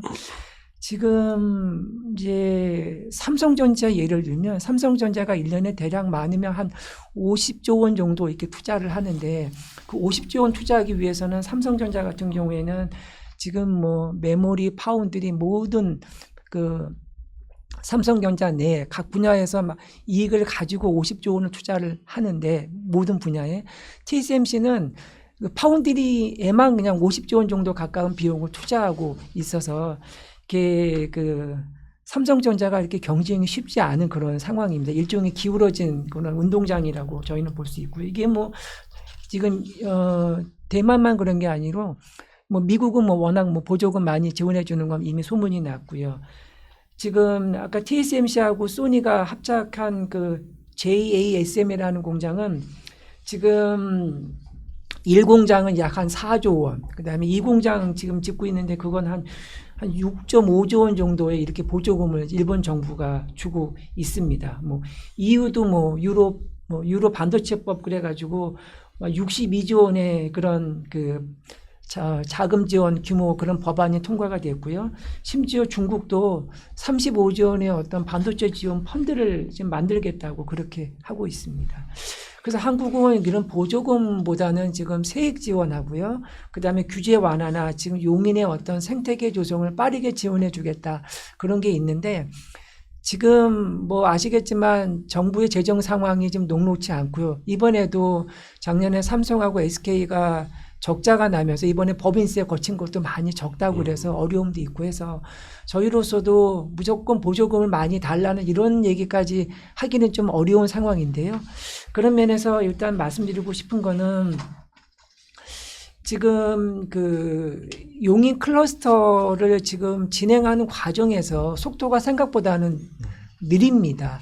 지금 다행히 용수 문제는 지금 정부가 나서서 어느 정도 뭐 예타를 면제해 준다든지 해서 어느 정도 진행이 되고 있는데 전력 문제는 이 발전소가 멀리 있기 때문에 이 송전선을 만드는 게 좀 지역 주민들의 어떤 일정 부분 반대로 잘 진행이 되지 않고 있어서 어려움이 좀 있고요. 뭐 인력 문제도 지금 매우 심각합니다. 그래서 그런 그 보조금 이외에 정부가 해줄 수 있는 어떤 비자금적인 측면은 지금 지정된 어떤 반도체 생태계 지역을 좀 더 이른 시간 안에 좀 지원해 주는 게 필요한 것 같고요. 자금 측면에서는 지금 저희가 그 세액공제가 대기업은 15%, 중소기업은 25%로 조세특례법을 해서 지금 됐는데 그게 지금 연장이 안 되고 있지 않습니까? 그런 것들을 최소 2026년이나 저희는 한 2030년까지 좀 연장을 해줬으면 좋겠고요. 그다음에 임시투자 세액공제가 지금 1년이 더 연장이 됐는데 아시겠지만 이런 거대 그 자본이 투입이 될 경우에는 초기에는 적자가 좀 불가피해서 그다음에 임시투자 세액공제를 좀 더 뭐 1년 단위 연장이 아니라 좀 더 기간을 한 10년까지 좀 최대 연장이 되었으면 하는 게 저희 재계의 입장입니다. 그리고 마지막으로 얼마 전까지 2차 산업, 2차 전지 쪽에서 나왔던 이야기인데요. 이 세액공제라는 게 결국은 이익이 발생해야 세액공제 자체가 발생을 하거든요. 그래서 미국처럼 세액공제를 초기 투자 기간에 적자가 발생한 기간에 나중에 돌려줄 세액공제를 미리 해줬을 경우에 그것을 이제 직접 세액 환급이라고 하는데요. 이제 그런 것들을 세액공제를 정부가 나중에 해줄 것을 적자 기간에 미리 해주게 되면 정부로서도 어차피 나중에 해줄 건데 좀 땡겨서 해주는 것이고 정부 부담이 덜하니까 이럴 경우에 기업의 어떤 투자 의욕이 많아진다는 그런 조사 결과도 있습니다. 그래서 결론적으로 저희가 자금 쪽에서 말씀드리고 싶은 것들은 임시투자 세액공제를 좀 연장해주고 지금 만료된 조특법 그런 것들도 연장해주고 그다음에 미국에서 하고 있는 적자 기간에 어떤 세액공제가 안 되는 거를 나중 거를 미리 땡겨주는 이런 세 가지 정도가 된다면 그나마 저희 같이 어려운 재정 여건에서 기업들도 어느 정도 정부에 고마워할 수 있고 정부도 그나마 정부에서 할 수 있는 최대한으로 해주게 되면 어느 정도 기업과 정부 모두 서로 윈윈이 아닐까 네. 그렇게 좀 바라고 있습니다. 네. 자, 이제 일본 얘기를 좀 해보고 싶네요. 네. 우리가 메모리 반도체를 일본에서 뺏어왔잖아요. 네. 근데 그렇죠. 일본이 놓지 않고 있는 게 이제 우리 잠깐 얘기했지만 그 과거에 반도체 그 소재 3종 세트. 네. 그 3종 세트는 그 이름을 전 처음 들어봤었고요 그때. 네. 그리고 이런 걸로 수출 규제를 할 수도 있구나. 근데 지금 일본의 어떤 반도체 소재라든가 이런 게 상당히 강한데 거기에 지금 TSMC를 유치를 하고 그거로 시너지 효과를 내겠다는 게 일본 정부의 생각인 것 같아요. 우리 기업들이 많이 불리한 겁니까? 유리하다고는 볼 수 없겠죠. 그렇죠. 예, 네. 일단 말씀하신 일본의 반도체 소부장 기업들, 소재 장비 기업들이 어떻게 저렇게 성장을 해왔느냐라는 걸 봤을 때 1980년대 중반까지만 해도 일본이 메모리 반도체로 세계 시장을 제패를 하고 있었어요. 그런데 이제 미국과의 그런 그때도 통상 압력으로 먼저 시작이 됐죠. 그러면서 반도체 제조 기업들은 무너졌는데 소부장 기업들은 살아남았거든요. 그 소부장 기업들이 살아남은 배경이 한국하고 대만에 있어요. 그러니까 삼성전자가 1983년도에 메모리 반도체를 처음 만들었고요. 그리고 대만의 TSMC라는 저 파운드리 기업이 1987년도에 건설이 됐습니다. 그러니까 공교롭게도 일본의 반도체 제조 기업들이 무너질 때 한국과 대만의 반도체 제조 기업들이 살아났고 인근에 있는 일본의 기업들의 제품들을 사용을 했던 거죠. 처음에 이제 원천 기술이 없다 보니까 그 장비들을 사용을 해서 발전을 시켰고 결국 이 반도체가 그때보다 지금은 많이 정교해지고 만들기가 힘들어졌어요. 앞서 말씀하신 그 우리나라가 일본의 반도체 공장에 장갑까지 들고 와서 뺏겼을 정도라고 했는데 거꾸로 얘기하면 그때는 그런 걸 뺏길 수가 있었다는 거죠. 리버스 엔지니어링으로 충분히 이제 그 제조 공정을 역추적해서 뺏길 수 있었는데 지금은 그게 불가능한 수준으로 올라왔거든요. 그래서 이제 앞서 중국과의 관계도 얘기했는데 중국이 쉽게 따라오지 못하는 게 그 이유이기도 합니다. 지금 이 말씀을 왜 드리냐면은 그렇게 제조 공정이 어려워질 때 일본 기업들이 또 한국 기업과 같이 계속 발전을 해왔기 때문에 이 일본 장비 기업들도 그만이 높은 수준의 장비를 만들 수 있다는 거죠. 거기에 파운드리 기업인 TSMC가 협력을 한다.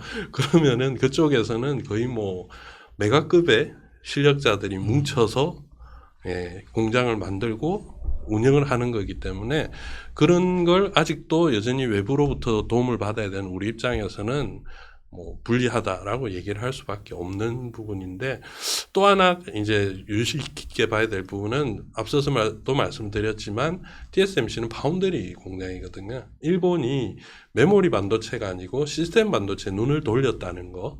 요즘 라피더스라는 기업도 파운드리로 2나노를 만드느냐 하는데 그것도 시스템 반도체 분야거든요. 그래서 거대하게 이제 당장 우리나라 삼성전자 파운드리랑 비교를 하면은 이제 삼성이 많이 불리한 입장에 놓인 거고 그나마 또 틈새가 있다면은 그쪽은 시스템 반도체, 우리는 여전히 주력인 메모리 반도체 이 차이 정도는 남아 있다라고 볼 수 있을 것 같습니다. 네. 실장님께는 또 대본에 없는 질문 한번 들어보고 싶네요. 네.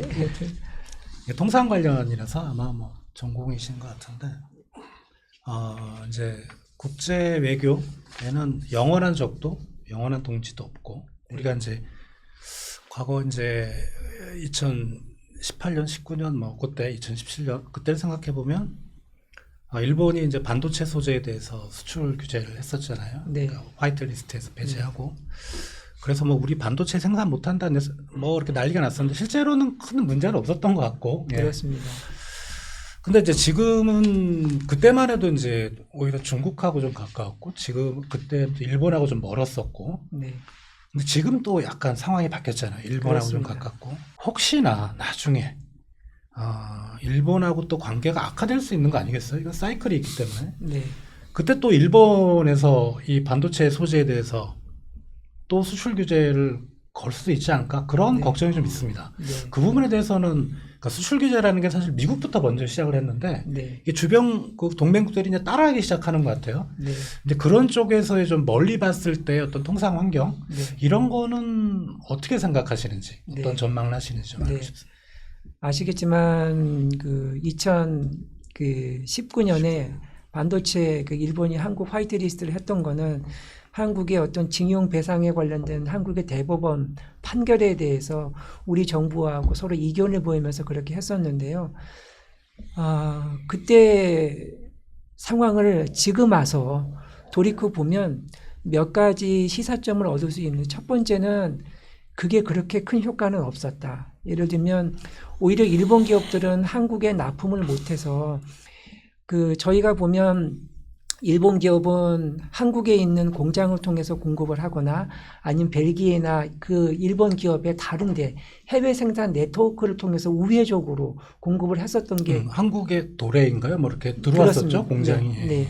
그리고 이제 한국에서도 그 바로 일본에서 수입하면 조금 더 쌌을 텐데 일본의 해외 공장을 통해서 들어왔던 부분들도 있었고요. 또 일정 부분은 한국이 직접 이제 그 소재나 그런 화학 물질을 저희가 직접 국산화에 성공한 사례도 있었고 일본 내에서 기업들이 평가했을 때도 과연 그것이 일본에 과연 유리하게 작용했던 건 아닌 것 같습니다. 그리고 지금에 와서는 이미 앞으로 상당 기간 전 세계의 통상 환경과 국제 환경이 어떤 그 블록화 내지는 어떤 진영화가 앞으로 상당 기간 불가피하기 때문에요. 앞으로 일본과 한국이 서로 다른 배를 탈 가능성은 과거보다는 좀 더 없지 않나 그렇게 생각이 듭니다. 그래서 한일 관계가 지금보다 더 악화된다고 하더라도 최근에 예를 들면 지금 네이버 라인을 네. 가지고요. 일본 정부는 라인을 네이버가 경영권을 손을 띄기를 바라는 것처럼 약간의 그런 양국 관계가 약간 좀 이렇게 어긋날 수 있는 그런 어떤 사례가 앞으로도 계속 있을 수는 있는데 과거와 같이 일본이 수출 통제를 할 가능성은 좀 낮다고 보고요. 그렇게 수출 통제를 하더라도 반도체 같은 경우는 워낙 공급망이 그 조금은 다변화되어 있고 일본 업체들도 과거 사례를 비춰서 한국 과거의 그런 과거 사례에 이미 적응을 했었기 때문에요.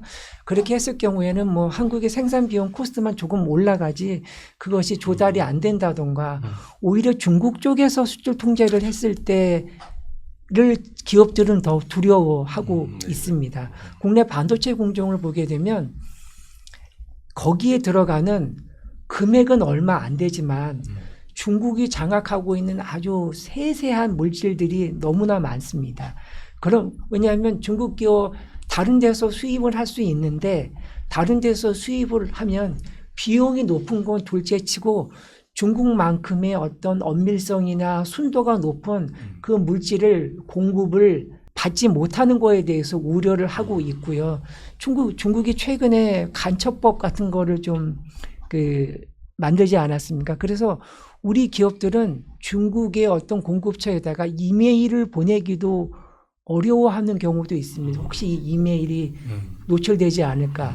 중국의 공안 당국에. 그러면 우리의 아킬레스건이 드러나지 않을까? 오히려 그래서 저는 일본보다는 중국과의 이런 진영화가 됐을 경우에 아마 반도체 소재 중에 저희가 겉으로 드러나지 않는 물질 중에 중국에 의존하고 있는 물질이 많아서 오히려 중국 쪽이 앞으로도 문제가 될 가능성이 높지 않을까 그렇게 생각을 하고 있습니다. 예, 그 말씀이 맞는 게 이제 그 경유 자동차, 디젤 자동차에 요소수가 들어가거든요. 요소수를 쓰는 게 있고 아닌 게 있는데 작년 연말에 한 파동이 있었는데 그때는 뭐 별로 없었고 그 전에 거는 저도 엄청 고생했어요. 저도 이제 디젤차를 모는데 트럭 말고 그냥 디젤 자동차인데 하필 그때 요소수가 떨어져서 뭐 돌아다녀도 없어요 주유소에. 그래서 정말 하찮은 건데 그죠?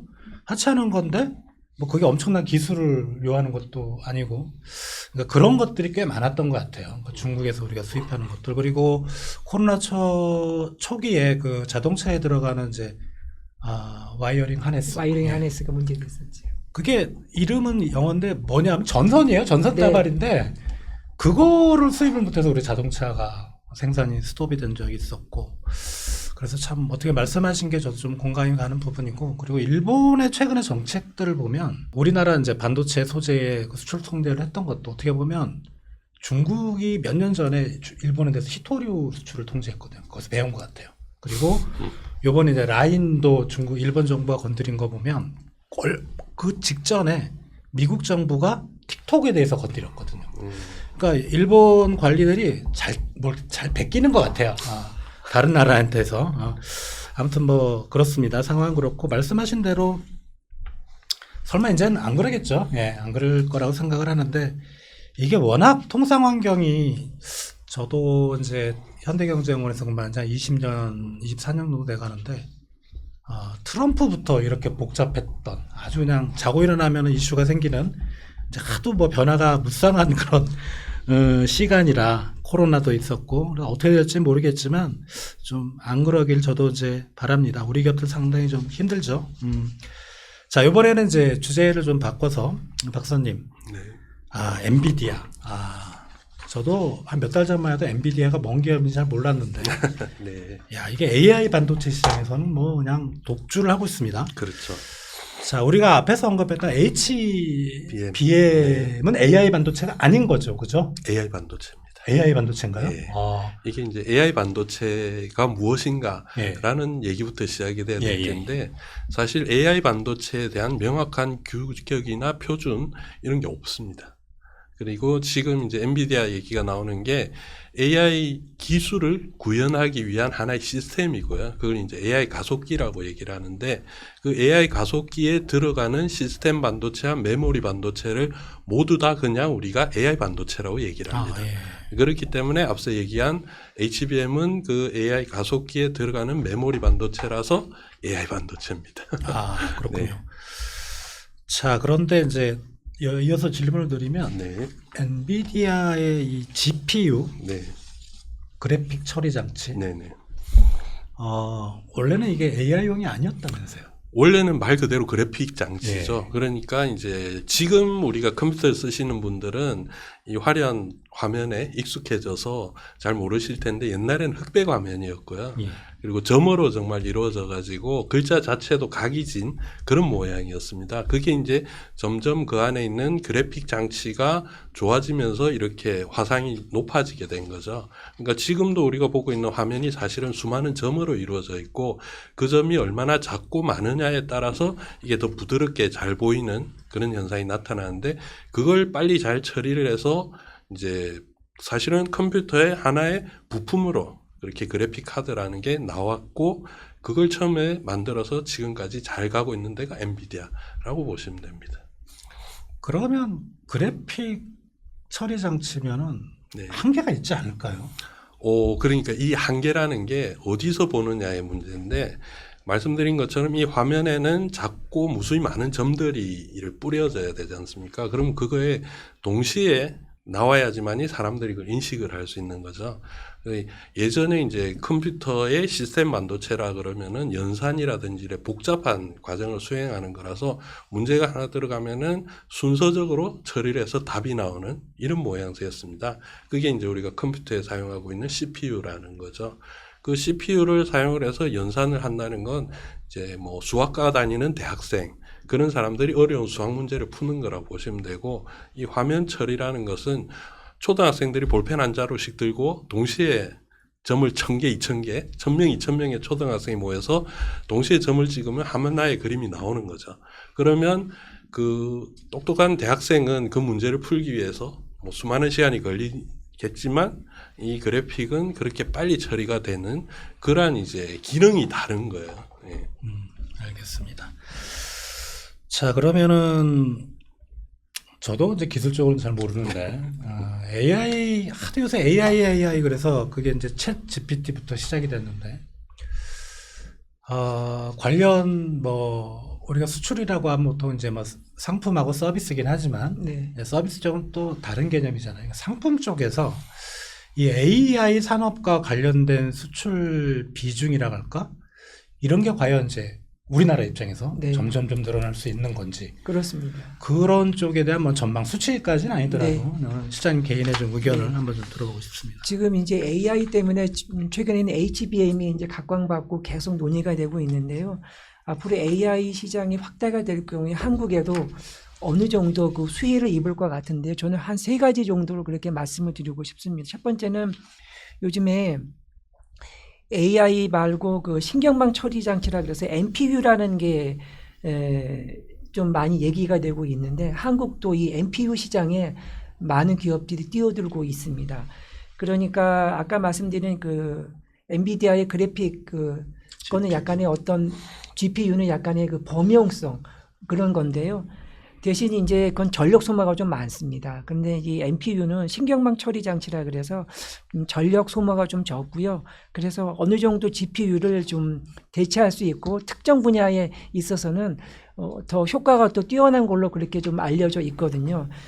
그래서 지금 SK 하이닉스나 삼성전자가 지금 NPU 개발에 많은 노력을 기울이고 있습니다. 뭐 예를 들면 SK 하이닉스는 자회사가 사피온이라고 있는데요.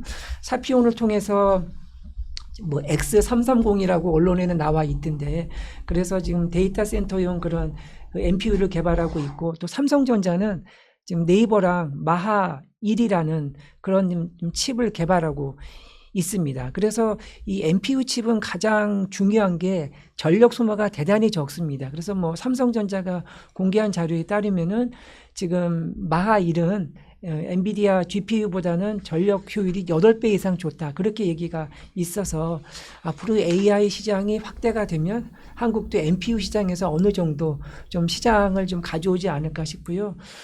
두 번째는 파운드리 쪽인데요. AI는 결국은 다 파운드리 칩이 됩니다.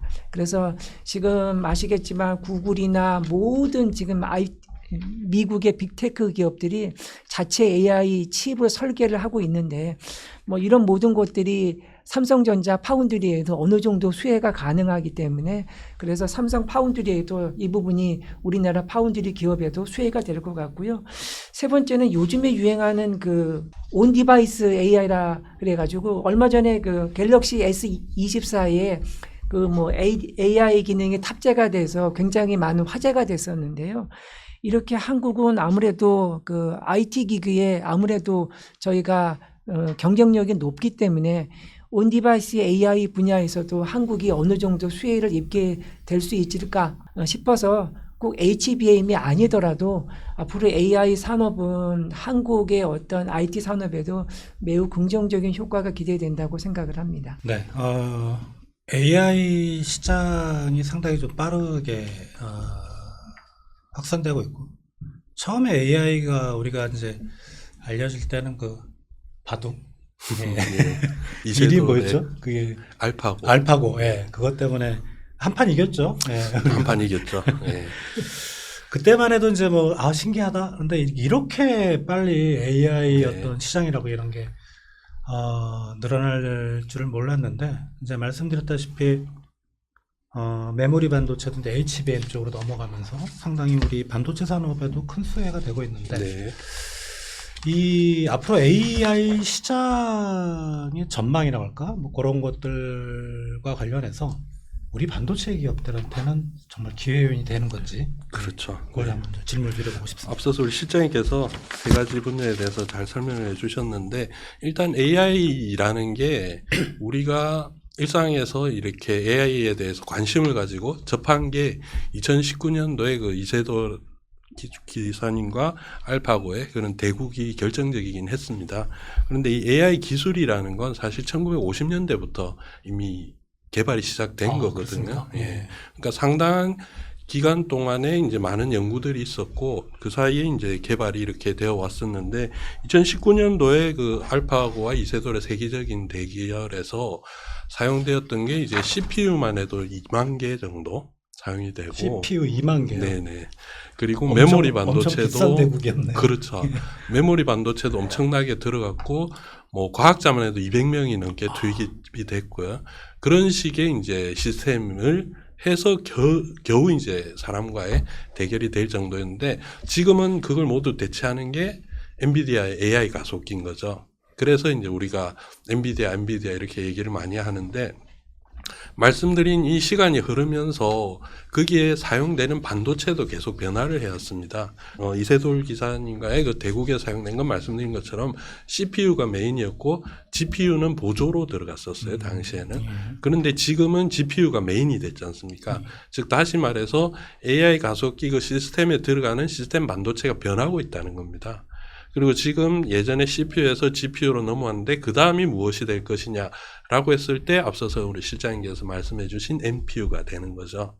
그럼 그 NPU를 이제 GPU를 대체하는 NPU가 나오고 그리고 지금은 그 GPU 옆에 붙어 있는 게 HBM이라는 메모리 반도체지 않습니까? 그런데 그게 이제 거기에도 확장의 뭐 능력의 한계성이라든가 여러 가지 아무래도 기술적인 부분이 있는데 그런 걸 해결하기 위해서 나오고 있는 게 CXL이라고 이제 메모리 확장 그런 아키텍처 이 부분도 삼성전자랑 SK하이닉스가 가장 먼저 지금 개발을 하고 있고 기술력이 제일 높은 거로 알려져 있습니다.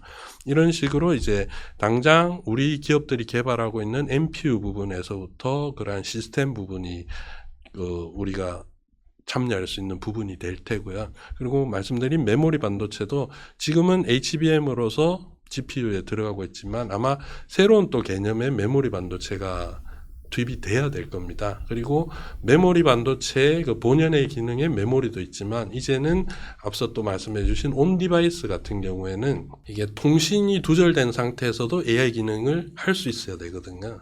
그러니까 지금 우리가 사용하고 있는 AI들은 대부분이 통신 기능을 이용을 해서 거대한 데이터 센터에서 학습하고 처리된 그러한 결과물을 단말기에 받아보는 그런 수준입니다. 근데 온 디바이스라는 것은 그 단말기가 직접 판단을 하는 거죠. 그게 이제 예전에 자율주행 자동차 개발이 한참일 때, 지금도 물론 한참인데요.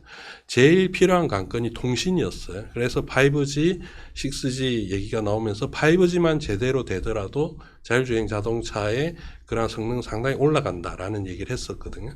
왜냐하면 이제 자율주행하는 그 자동차가 순간순간 판단을 스스로 못하니까 서버에서 그걸 교신을 해야 되는 거지 않습니까? 그런데 이제 그 차에서 직접적으로 판단을 할 수 있는 능력이 생기면은 교신이 필요가 없어지는 거죠. 예, 그런 부분 때문에 온디바이스 AI가 이제 뭐 자율주행 자동차뿐만 아니라 모든 단말기에서도 적용이 될 가능성이 높아요. 그러면 그만큼 온디바이스 그 자체 디바이스에서도 메모리가 늘어나야겠죠. 그럼 또 초경량의 대용량의 메모리 그리고 저전력의 메모리가 필요할 겁니다. 이 부분이 우리가 강점을 가지고 있는 메모리 분야의 진출 방향이 되고 또 하나는 지금 삼성전자나 SK하이닉스가 개발하고 있는 PIM이라고 이제 그 프로세스 자체를 메모리 주변에 두는 거죠. 그게 아마 이제 온 디바이스 그 제품에서 가장 많이 사용될 수 있는 유력한 제품일 텐데 직접 메모리 반도체를 중심으로 한 그런 시스템 구조 이것도 우리 기업이 진출할 수 있는 방향이기 때문에 앞으로 이러한 AI 시장 자체는 사실 AI는 하나의 기술이지 AI 시장이라고 볼 수가 없거든요. 어떤 제품이든 이제 AI가 다 들어갈 거야. 간단하게 우리 주변에서만 봐도 세탁기나 청소기 이미 다 AI지 않습니까? 그죠? 그런 식으로 이제 AI라는 게 특이한 게 아니고 모든 산업에 AI가 다 접목이 되는 그런 변화가 일어나고 거기에 사용되는 반도체 그런 부분들은 당연히 사용량이 늘어날 것이고 그렇기 때문에 우리 반도체 기업들은 충분히 이 속에서 또 다른 경쟁력을 가지고 뭐 더 키울 수 있다라고 볼 수 있을 것 같습니다. 반도체 산업의 어떤 기술. 근데 기술이라는 것도 곰곰이 생각을 해보면, 물론 뭐 어디 파일에 뭐 도면이 있거나 뭐 그렇지만 결국 사람의 머릿속에 있는 게 이제 기술이지 않겠습니까? 근데 최근에 이제 우리 반도체 기업들에 근무했던 사람들이 뭐 외국으로 정보를 유출한다든가 아니면은 중국에 가서 취업을 한다든가 이런 문제 때문에 상당히 좀 사회가 시끄럽습니다. 이 최근에 우리 반도체 기술력 그다음에 기술 유출 특히 중국향 이게 어느 정도 수준입니까? 상당히 좀 이렇게 심각하게 봐야 되는 건지 그거 한번 좀 말씀해 주십시오. 네, 지금 언론지상에 심심치 않게 특정 어떤 IT 기업에 종사하는 분이 기술을 유출해서 핵심 자료를 빼내서 뭐 경쟁국에 넘기거나 아니면 본인이 거기에 취업을 하면서 뭐 그 생산 공정에 관련된 자료를 가지고 가서 우리나라에 피해를 보는 사례가 좀 많아지고 있는데요. 2018년부터 22년까지 한 5개년 정도에 대해서 지금 국가정보원이 지금 밝힌 자료에 따르면 우리나라 유출 사건만 약 한 93건 정도 돼서 이 중에 상당 부분이 이제 중국인 것 같고요. 그래서 피해액이 뭐 한 25조 원까지 이를 수 있다는 그런 자료가 나온 적이 있습니다. 그래서 생각보다는 피해가 굉장히 많은데요. 뭐 유형도 다양합니다. 뭐 예를 들어서 뭐 파운드리에 근무했던 직원들, 그다음에 디스플레이에 근무했던 직원, 그다음에 요즘에 우리나라에서 가장 핫한 그 2차 전지에 관련된 양극재 관련된 기술, 이런 것들도 뭐 R&D라든지 뭐 생산 공정이라든지 그다음에 뭐 회로에 관련된 뭐 자료라든지 뭐 이런 것들을 많이 가지고 가고 있고요. 특히 이제 이런 것들이 아까 말씀드린 반도체, 디스플레이, 2차 전지는 저희 핵심 국가 전략 산업에 좀 집중되어 있다는 게 좀 우려스럽습니다. 그래서 이 세 개의 업종 중에서도 정부가 특별히 관리하는 국가 전략 기술 쪽에 지금 유출되는 기술이 매년 평균 한 4건에서 한 10건 정도 연간으로요. 그 정도 것이 국가에서 지정한 아주 첨단 산업이라고 그렇게 보고 있는데요.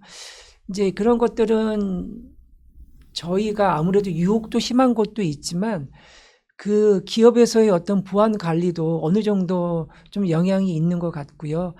그다음에 그 직원들이 어떤 그만뒀을 때 그 이후에 어떤 기업에서 어떤 대우 문제도 약간은 좀 문제가 있지 않은가 싶고요.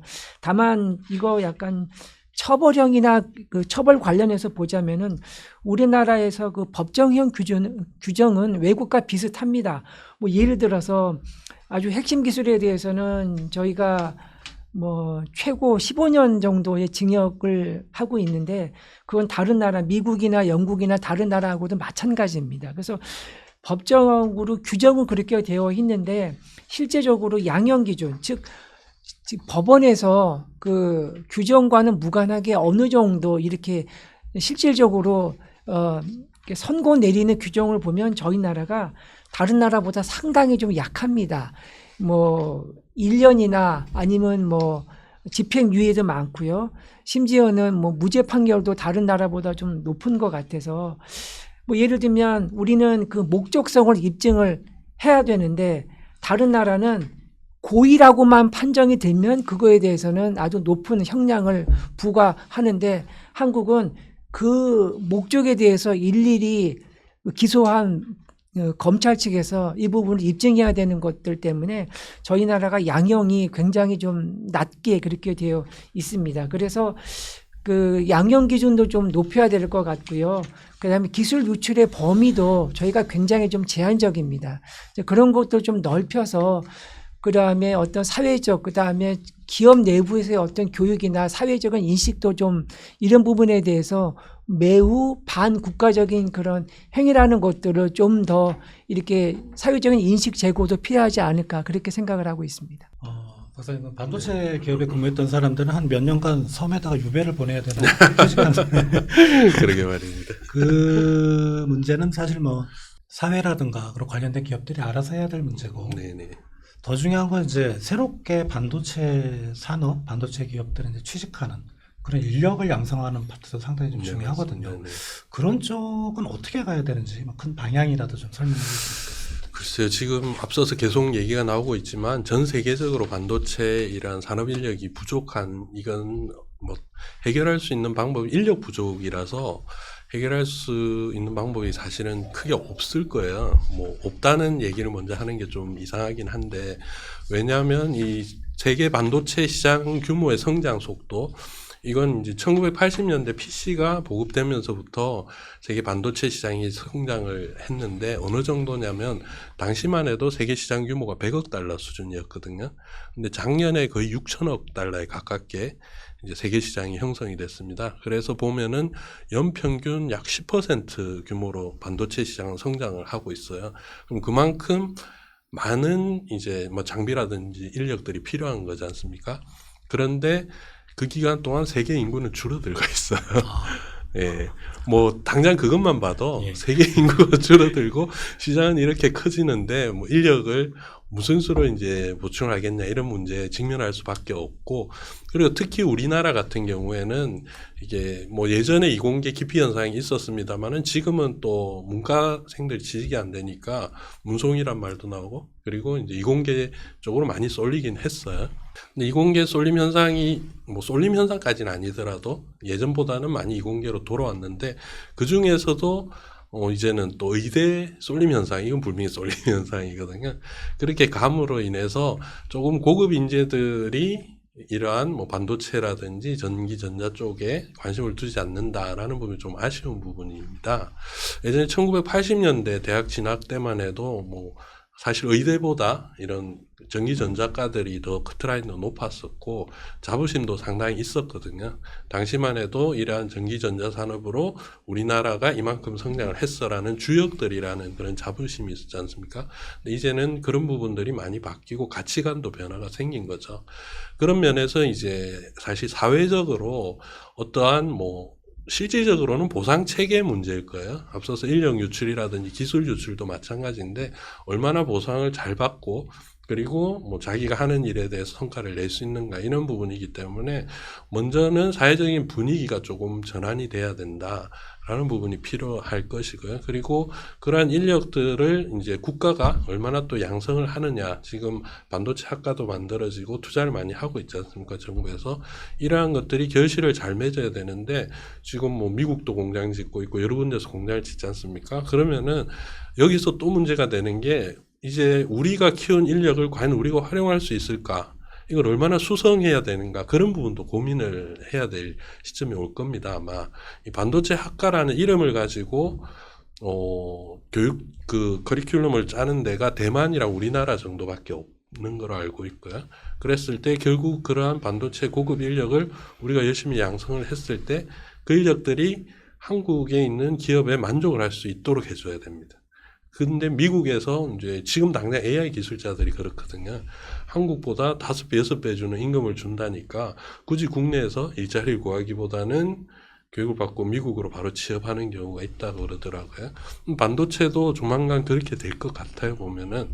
그러니까 그러한 이제 기업들이 얼마나 잘 대접을 해주는가, 보상을 해주는가, 그리고 사회적인 인식 자체가 이렇게 이제 반도체가 정말 우리나라에 중요하고 그 기술자들에 대한 대접도, 대우도 좀 지금보다 더 좋아지고, 이러한 이제 변화도 필요할 것이다라고 생각을 합니다. 많은 내용을 이제 얘기들을 해주셨고요. 반도체 산업에 대해서 이제 쭉 말씀하셨는데 혹시라도 뭐 이 말은 꼭 해야 되는데 시간이 없어 못했다, 이런 것들을 포함해서 좀 뭐 짧게 좀 네. 매진말을 좀 해주셨으면 좋겠습니다. 오늘 뭐 불러주셔서 굉장히 영광스럽게 생각하고요. 지금 우리나라가 수출이 작년에 마이너스였는데요. 올해 저희가 4월까지 대략 한 10% 가까이 이게 증가했습니다. 증가의 가장 큰 원인은 모두에 말씀하셨듯이 반도체 때문입니다.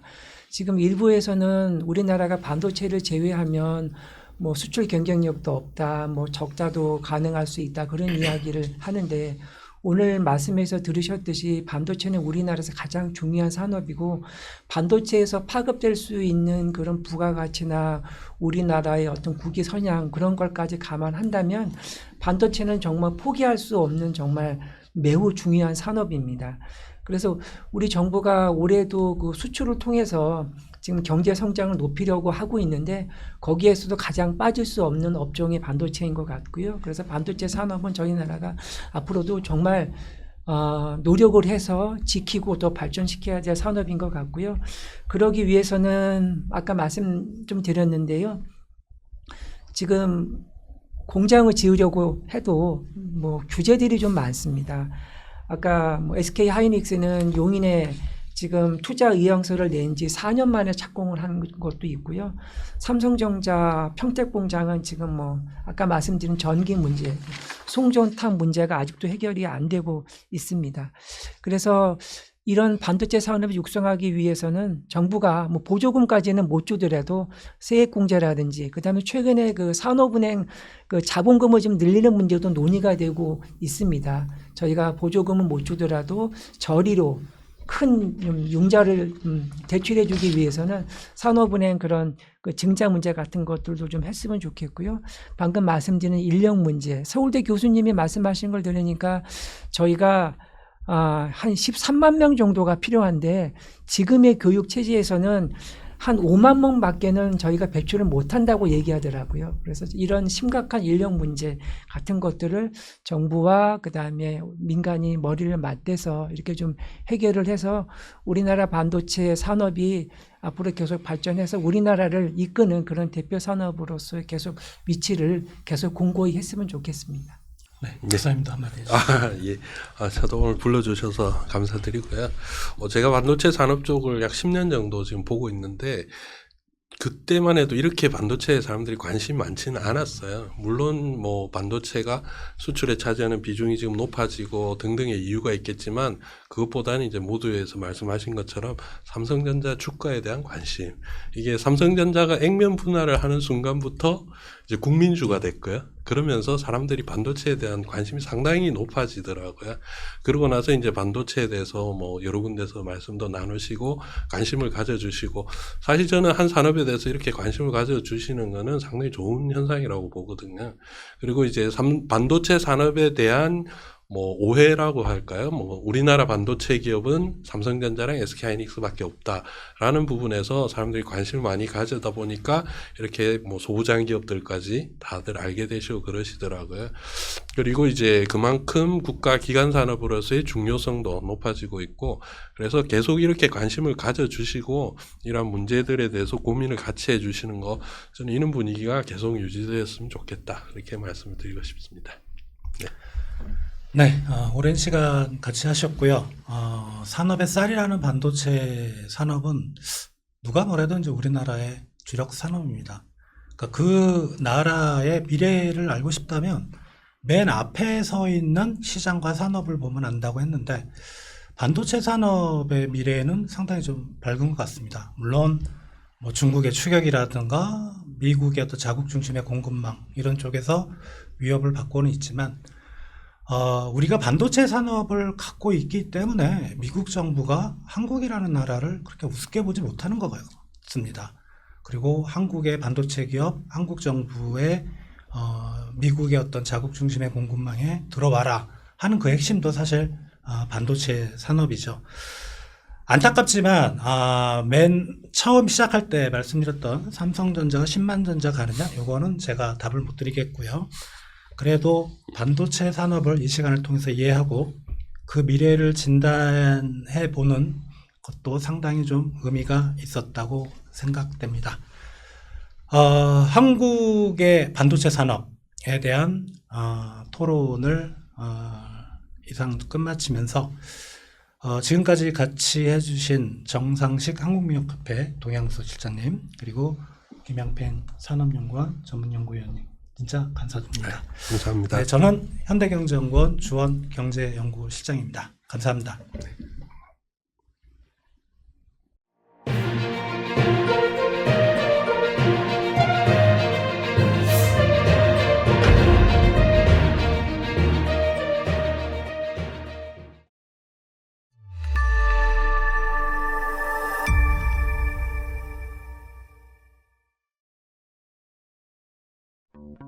청년 대한민국의 미래. 왜 우리는 꼭 실패한 대통령들이 나와야 될까? 우리 자녀 세대에도 물려줘야 될 명백한 도덕적 의무를 갖고 있는데 과연 우리 세대가 그걸 제대로 하고 있느냐? 청년들을 만날 때마다 굉장히 어려운 상황이라는 것을 많이 느낍니다. 아이가 이제 고3이 지나고 나면 무관심해진다는 거예요. 우리가 지금 행동하지 않아서 지금 이대로 그냥 굴러가서, 제가 죽어서 누워있을 때 손주가 무덤에 와가지고 할아버지 왜 그러셨어요? 아마 태클도 많이 들어올 거고 장애물도 많을 겁니다. 그런데 이러한 것을 혼자는 극복하기가 어려울 것이고 저는 사실 좀 약간 무거운 마음으로 이 자리에 섰습니다. KYD라 하면 코리아 유스드림, 대한민국 청년의 꿈, 정치, 경제, 사회, 문화, 대한민국의 각 분야가 과연 미래가 밝은지라고 질문을 던지면 밝다고 할 사람이 과연 얼마나 있을까? 청년이 좀 꿈을 꿀 수 있는 그런 나라로 이 나라를, 대한민국을 만들어 봤으면 좋겠다.